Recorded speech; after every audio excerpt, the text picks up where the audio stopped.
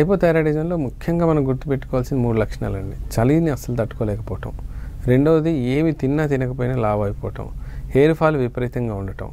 నాలుగోది ఏంటంటే కొంచెం ఇరిటేషన్, కోపము, డిప్రెషన్ లాంటి థాట్స్. ఇవి ఎక్కువగా మనకు దీంట్లో కనబడుతూ ఉంటాయి. ఈ 4తో పాటు మనకు మామూలుగా ఏమవుద్దంటే మోషన్స్ బాగా కాన్‌స్టిపేటెడ్ అవుతాయి. అంటే మీరు వెజిటేరియన్ తీసుకోండి, లేకపోతే ఓన్లీ పప్పన్నం తీసుకున్నా, ఆకుకూర లాంటి ఏంటే తీసుకున్నా సరే మీకు మోషన్ అయితే ఫ్రీ అవుతుంది. దానితోటి స్కిన్ డ్రై అయిపోవటం. బాగా డ్రై అయిపోతూ ఉంటుంది. కారణం లేకుండా డ్రై అయిపోవటం.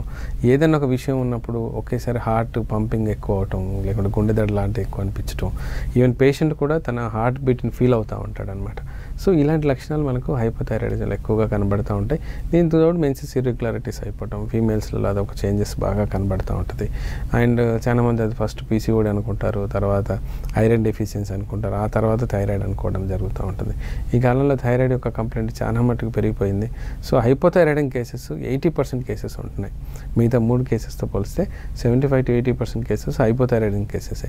అండ్ ట్రీట్మెంట్ విషయంలో కూడా హైపోథైరాయిడిజం చేయడం చాలా ఈజీ కంపేర్ టు హైపర్ కానీ, గాయిటర్ కానీ, లేకపోతే మిగతా గ్రేవ్స్ డిసీజ్ విషయంలో పోల్చినట్లయితే మనకి ఈ ట్రీట్మెంట్ హైపోథైరాయిడ్ చేయడం ఈజీ. కాకపోతే ఎర్లీ స్టేజెస్లో అంటే డ్యామేజ్ ఎక్కువగా అవ్వకంటే ముందే రీచ్ అవ్వగలిగితే డాక్టర్కి కూడా చాలా మట్టుకి రికవర్ చేయడానికి చాలా అవకాశం ఉంటుంది.